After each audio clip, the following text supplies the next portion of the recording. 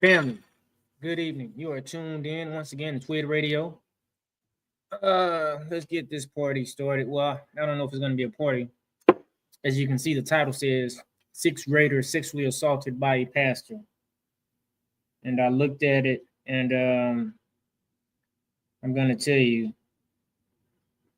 it's not good. It's never good when any kid gets assaulted by anybody. But a pastor, somebody who's supposed to be, you know, a holy man. But anyway, he's going to tell his story. So we're going to just let him tell his story. It's sad, to say the least.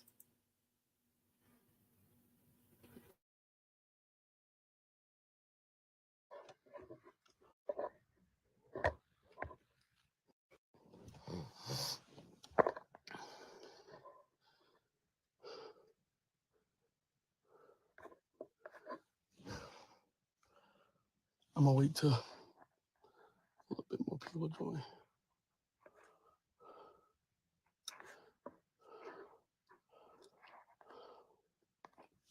Because people can state their opinions on the situation all they want.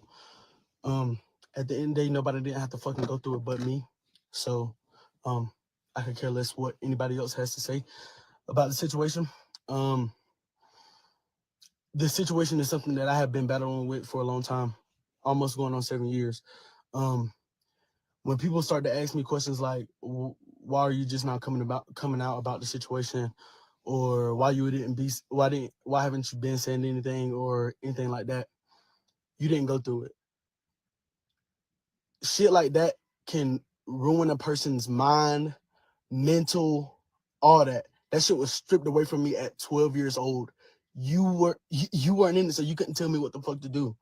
You can't. So with that being said, everybody can just keep their comments to themselves because you didn't go through it and you didn't have to go through it.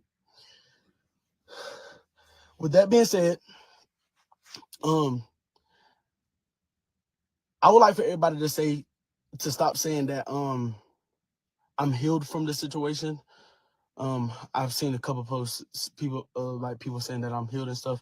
I am not healed by the situation, but I am at peace with the situation. I can't say I'm healed with the situation because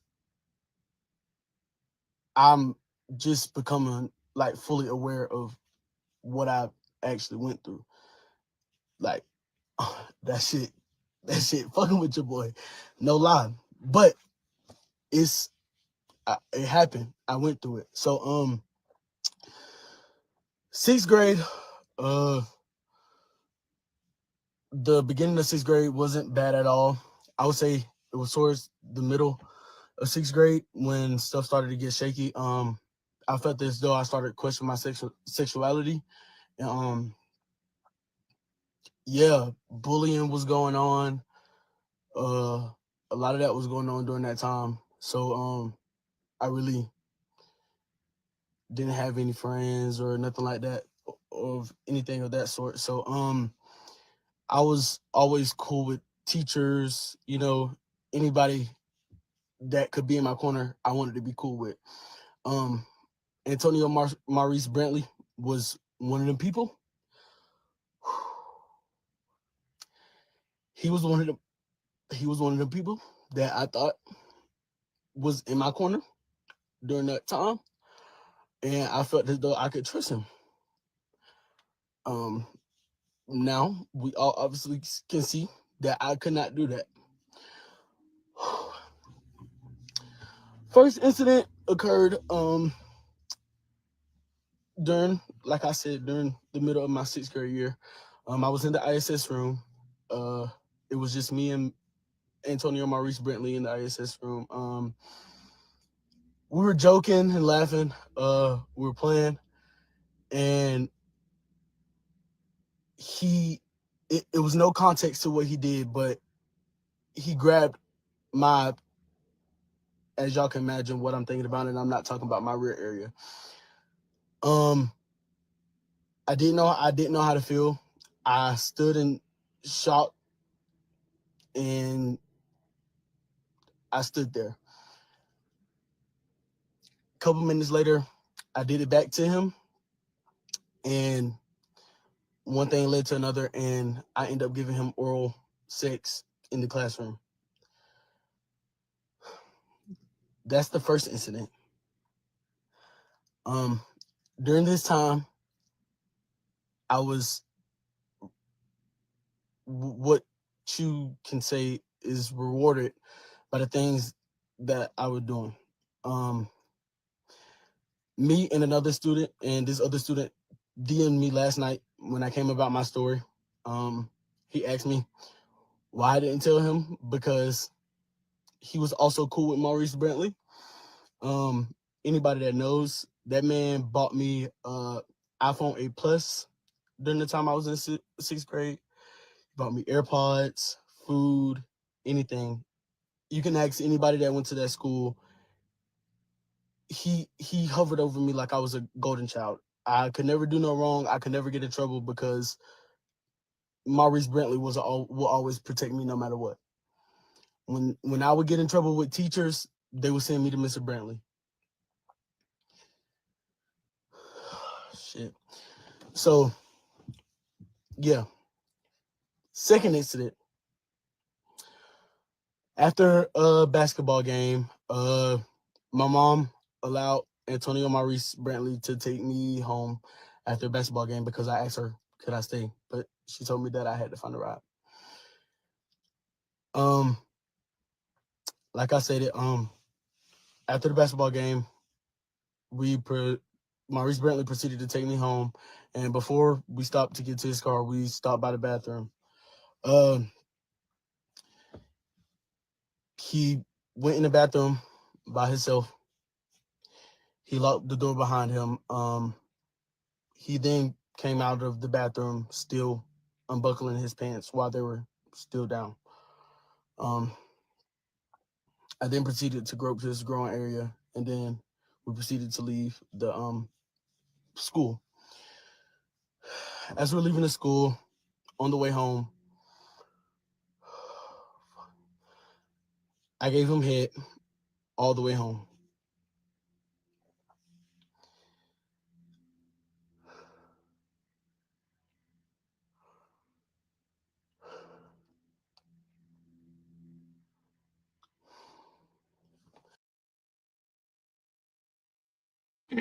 Now, family, mind you, this young man was in the 6th grade at the time. He's being groomed by a so-called pastor friend, wolf. I would call him a wolf. You know what I'm saying? Somebody who needs to be hung by his neck. You see, this is what we're dealing with in the Black community. You know what I'm saying? What's up, Keith Wilkins? This is what we're dealing with in the Black community, which is unspoken language. And I'm going to applaud this young man because he's now 18 years old. He's 18 years old. He's sitting in his car. He's crying, you know what I'm saying? But he's being a man. And there's a lot of things like this that happen, but a lot of young men don't, say anything about it. They'll talk about our females who don't speak up, but a lot of men in our community, young men, he's in the 6th grade, and he's saying he gave a pastor who's now a well-known pastor in Atlanta head while driving home. So if he's in the 6th grade, this pastor has to be at least at the time 19, 20, 21, what have you, because he's working at the school. But I'm going to let him continue to go ahead and give his testimony because you can tell it has affected him in a way that we can't even comprehend, because you can tell in his spirit and his mind and he's crying, but he knows that I've got to get this out, because this is something that if I don't say anything, I'm not going to be able to even start to heal. There's so many factors to this.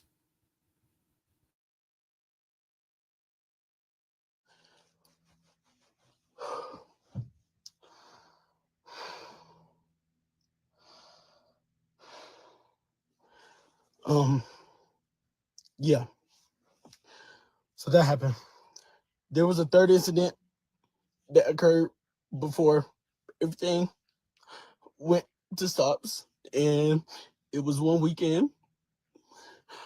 He talked my mom into thinking that he was going to tutor me.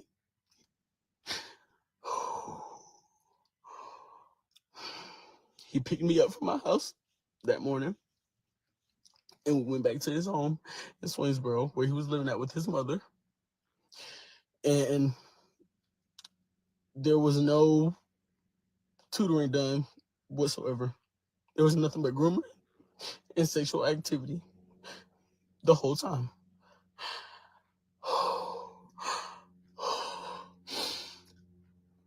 As we left his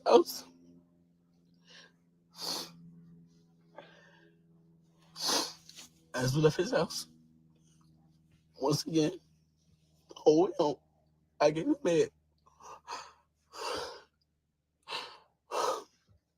During the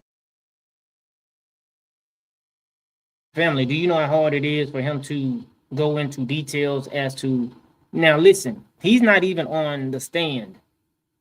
You know what I'm saying? He's not even on the stand, you know what I'm saying, in trial telling this. He had to come out on his own. You know what type of courage that takes to come out on his own and go into details about this. Do you understand? He's going into details talking about the stuff that is really so embarrassing, but he has the bravery to go ahead and tell what this monster of a so-called pastor has done to him. He's 18. He could have tried his best to just wash it out of away, you know what I'm saying, from his sight. He could be trying to self-medicate with some drugs, alcohol. He is an aware 18-year-old now. He's crying, he's hurting, but there are so many other ways that this young man could have been trying to cope with this. But no, he's coming on social media talking about how in detail he was giving, you know, sexual pleasures to a monster. But I'm gonna let him go ahead and, you know, continue. But I'm feeling what he's going through, because he was in the sixth grade. He was a baby. I got a 12-year-old daughter. I homeschool. I already know I would not even crash out if she comes back and gives me that report. Anything that he's saying, the dude, whoever, they're dead on arrival. They're dead on arrival. But let's listen to what he's got to say. It's sad, but we got to hear it because it needs to be told. The time this shit was occurring, I didn't tell nobody because you don't really know what to do when shit like that is actually happening to you. It's like something that I can't even explain. Like you can't, like, nobody is prepared to go through anything like that, and I don't want anybody to ever have to go through something like that.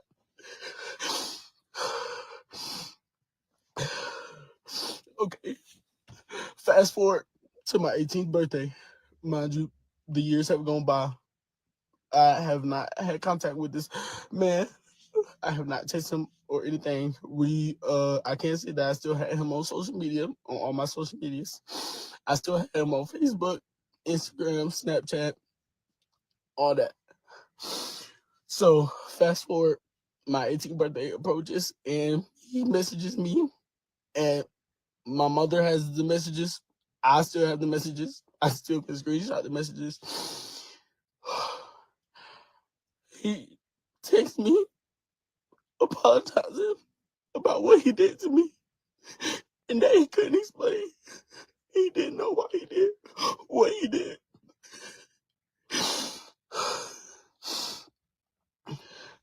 And in my mind, it had been going on so long that I feel like the situation was okay. I did not respond in the way that people think I would have responded. I didn't respond in the way that I should have responded. I responded as if though I still wanted him to do things that he was doing to me.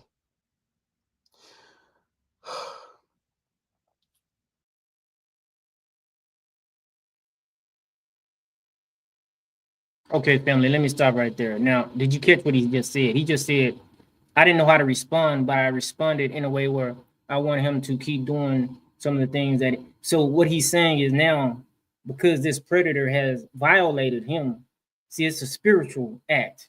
Now this predator has violated him. He's 6 years old. I mean, he's in sixth grade, 12 at the time. He don't really understand. See, at 12 years old, for men, as I can remember, between 10 and 12, 10, 11, 12, that's when as a man, your penis just started getting hard for no reason. You don't, I remember every man there, they can recount.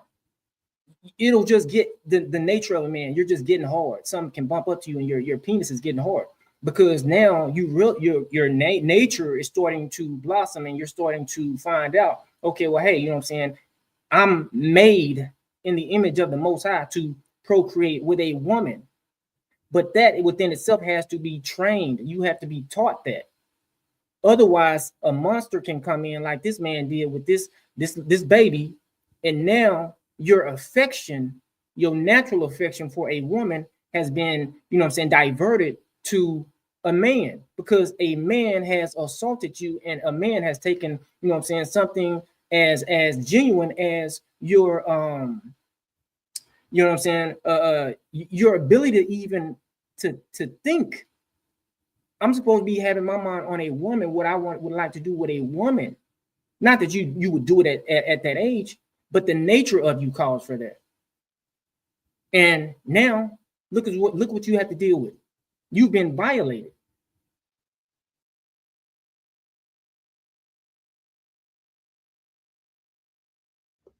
He quickly texted me back with what do you mean or whatever the case may be, and I left it at that. I didn't text him back. Fast forward. Thank you for my best friend because y'all friends are. I'm thankful for the friends that I have, and I'm thankful for the people that I call my friends. Because without my best friend Savon, I don't even know if I would be able to even acknowledge the situation as it is. I thought I was at peace with the situation by not speaking on it or not thinking about it at all. As I stated in my Facebook post, my mom has questioned me. My phone stayed checked. My mama questioned me multiple times. Has anybody ever touched you? And my answer was always no, because in the back of my mind, I thought what was happening was right because in my mind, it glorified my sexuality because I didn't know what I wanted at the time, but that is what confirmed for me. That is what confirmed for me what I wanted. And so I didn't think that it was wrong. You see, family, like I reiterate, what did he just say? He said at that time, remember, he was in the sixth grade, he was 12 at the time. He didn't know what he wanted. We don't know what we want at that time. We don't know, but we know in our nature, if you leave us alone, you don't even have to just leave us alone as men. Put us around men, naturally, we're going to gravitate towards a woman naturally. We don't have to know what we want. Our body nature will tell us what's meant for us by way of the Most High and how we're, you know what I'm saying, our anatomy is made up. But if somebody comes along and they violate you, now the distortion comes. And that's what he's saying. At this time, I didn't know what I wanted. Because remember, 10, 12, you're not even really liking females. You're fighting them. And some of it has to do with you like them. You just don't realize you like them.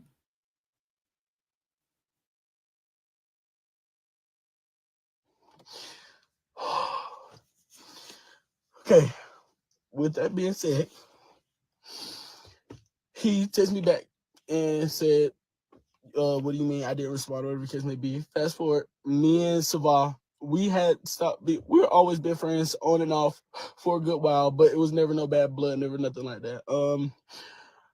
My mom knows Savah well. Savah has been in my house. My mom knows Savah is a good friend of mine. And one night, I was at Savah's house, and she went out the room to go in the kitchen, and I don't know what hovered over my mind to tell her that these things were occurring with Antonio Maurice Brantley, but I felt the need to tell her. Mind you, I talk about any and everything with Savah, so I felt the need to tell her. I end up explaining the situation to Savah as if I would say, in my opinion, as if it was funny. That's how I felt. I explained the situation to Savannah. She quickly stared at me like I was fucking stupid and told me, Jeremiah, you were sexually assaulted. And explained to me that what happened was not right. In my mind, You see what he's saying, family? Now he's 6. I mean, he's 12 at the time, and somebody had to help him understand that he had been sexually molested. He didn't even know, because remember, he's talking about his mom, but he hasn't heard anything about, you know what I'm saying, or said anything about a father being there. So he's too embarrassed to go to his mom. He has no covering. The dad ain't there. See, that's why we got to get back to understanding the importance of a 2-parent home. Men being the covering. Men being the covering. Because some things don't get past us. We understand certain men, or certain ways about a man. No, that ain't right. You don't talk like that. What you mean? Why your wrist bent like that? You kind of effeminate. So we know to keep our men away from them, because that spirit. But he didn't even recognize what he was dealing with. And he's telling you, somebody had to tell him that you had been molested or assaulted.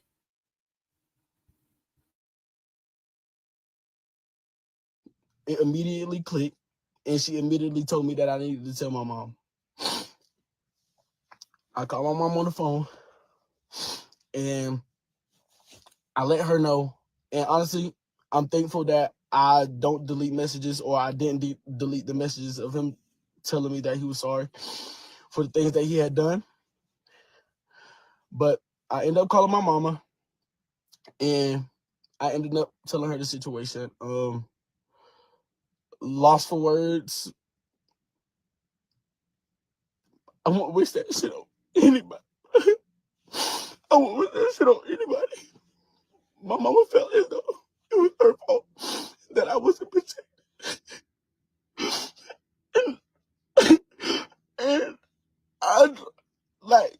I can't explain how that shit made me feel. Because at the end of the day, we always think it's our mothers as mothers, but they're fucking human beings and they have feelings too. So I heard the hurt in my mama's voice, and I just instantly broke down. Because, what can you do, bro? What can you do when it's already done? There's nothing you can do when it's already done. So, yeah. Now, quickly fast forwarding to the whole coming out situation. Anybody know I came out last I want to say a day before Thanksgiving last year, and yeah, I just was going through a really rough time. I was really depressed. I didn't know what was going on. I let my mama know that I was feeling depressed. No, I did not get therapy. I did not want therapy because I felt as though I did not feel like I knew what the problem was. Whenever I was asked, well, what's wrong with you? Or why do you feel this way? Or why are you so depressed? Or why are you beating yourself up? Or why are you so stressed out? It was always I don't know. It was always, I don't know. And I want anybody to know that whoever asked me or whoever tried to check up on me and I told them I don't know, that's because I really did not know. I did not know what I couldn't tell anybody. I didn't know. It's not that I didn't want to talk to nobody. It's not that I didn't want to open up, but. And family, the truth is he didn't know, because most people don't realize when a sexual immoral spirit attaches itself to you, you've got to be told and understood from a spiritual walk and understanding what it is that you're dealing with. We don't wrestle against flesh and blood. Now, he said he came out during Thanksgiving and everybody's asking him what's wrong. He don't know. Most people in that LGBT community, they don't really know, because it is a deceiving spirit. It is a binding spirit. It's a stronghold. So I understand he don't know.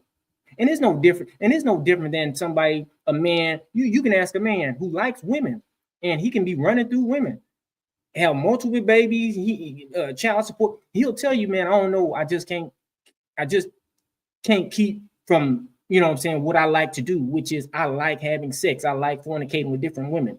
He don't know, but it's understood. It's the same immoral sexual spirit that he's dealing with, and is no different than the homosexual spirit. They don't know because the word hasn't been brought to them that, hey, brother, what you're dealing with is a sexual appetite that's demonic, and it goes against the nature and the commandments of the Most High. It only comes to do one thing: steal, kill, and destroy. And he don't know. Let him finish. This is sad though. I felt as though my feelings were, I did not know what was wrong with me. I just felt trapped. So fast forward, I ended up coming out. What I thought was the reason that I was so depressed and so stressed out and all this, and just so beat up and just so worn out, like at a young age. Like, what are you so worn out for? It got to a point where I thought it was work. Like, I'm 17. Like, what the fuck is work stressing me out for? Yeah, I just thought it was so many other things, and I tried to make it so many other things because I did not want to face this situation. So yeah. End up coming out. That fixed nothing. It gave me a sense of clarity that I was able to be who I finally am, and I was able to just finally be me. Yeah. So that gave me a little bit of peace of mind, but quickly after, shit just went right back down.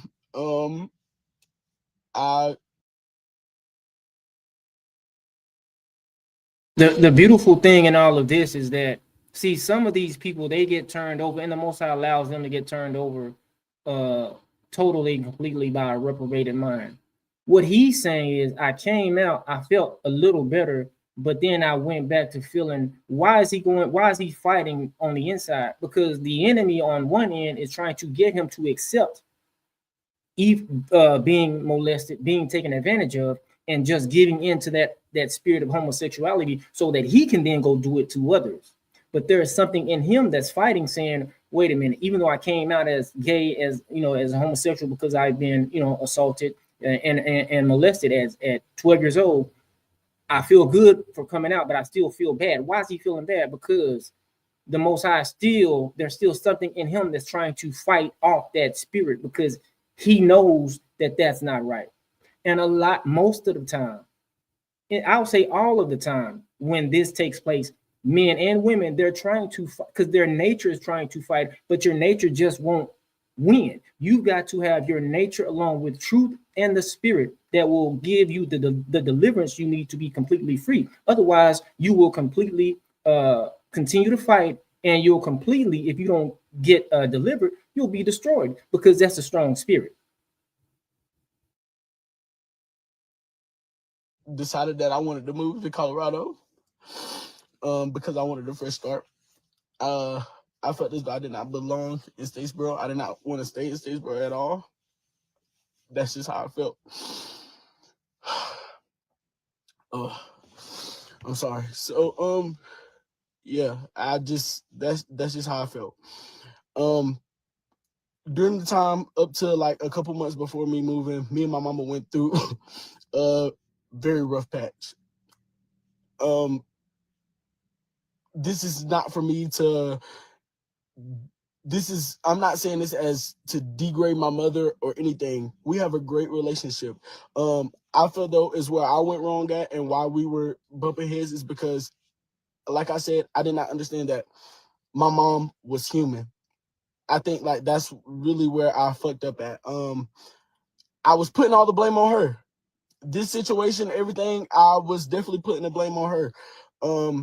And I shouldn't have at all. And I'm sorry. And I can't take it back.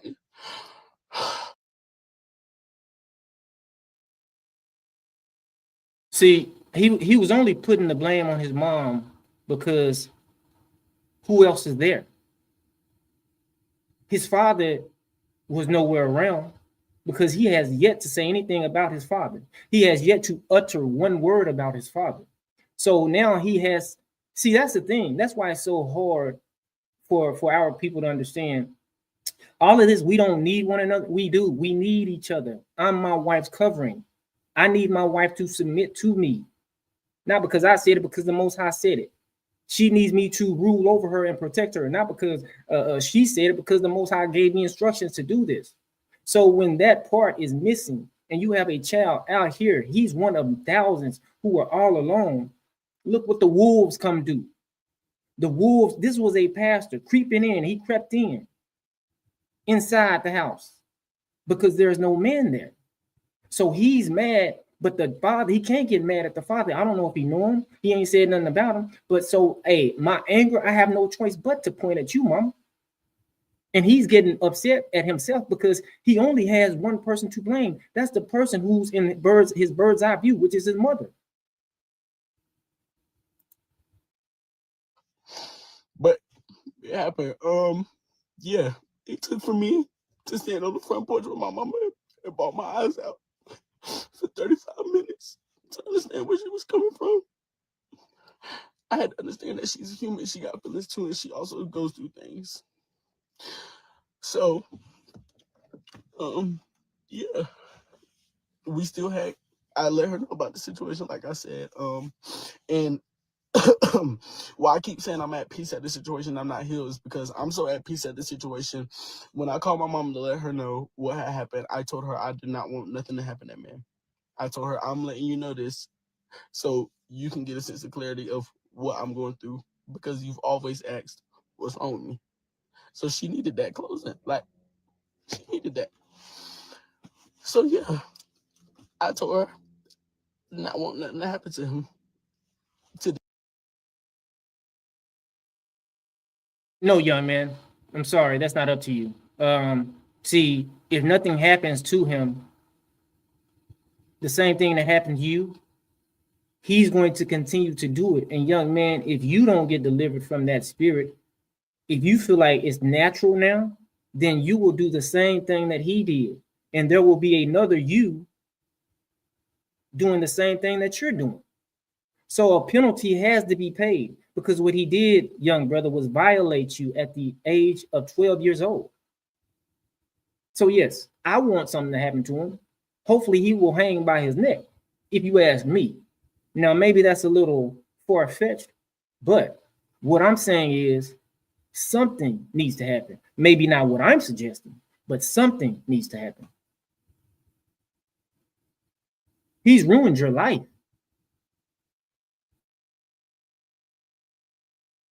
This day, I said what I said. I do not want nothing to happen to that man. I just want him to be away from kids. Oh my God, I'm so sorry. I just want him to be away from kids. That's how I feel about the situation. That's what I say.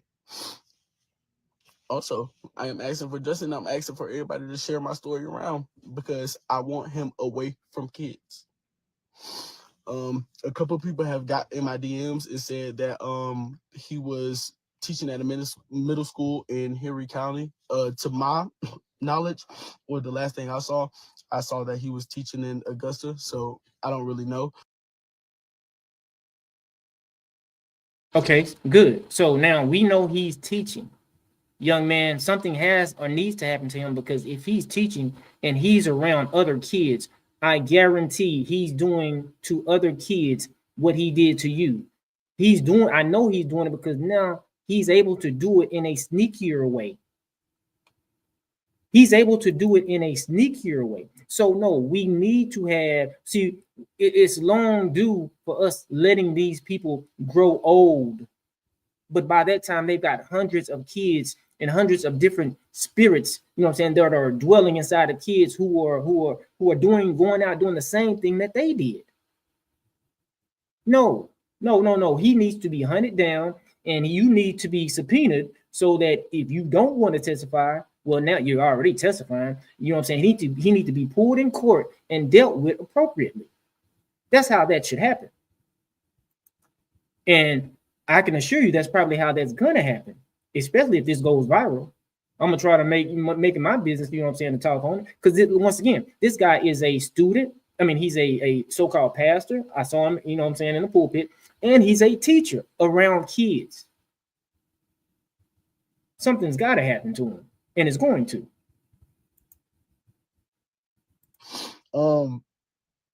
Police report has not been filed yet upon me because I have not done it yet.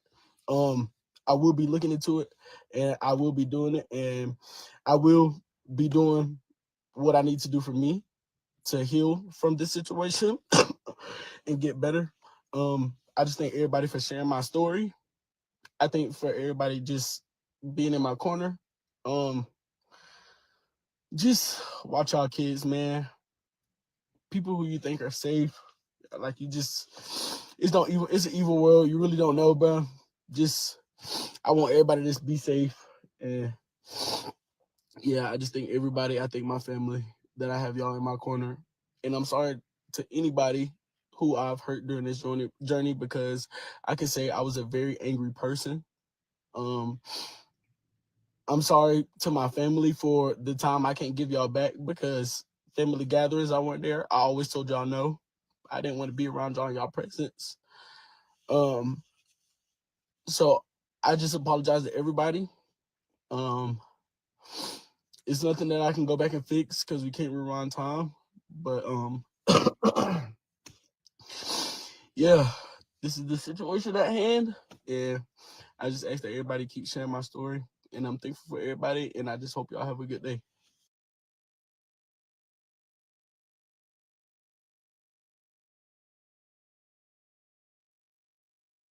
Young man, first of all, I salute you because you know, it takes a lot to, you know, do what you're doing. Hopefully this story will get enough traction, and that fake pastor, you know what I'm saying, hopefully he'll get his just due. And I pray that you go ahead and continue to file a police report, you know, and this man needs to be held accountable, like all the other predators out there. But family, you've been rocking with TWID. TWID stands for That's What I Do. Don't forget to like and share. And don't forget, we're over 4,000 subs on YouTube. Please, you know, tune in. Till next time, all praise to the Most High.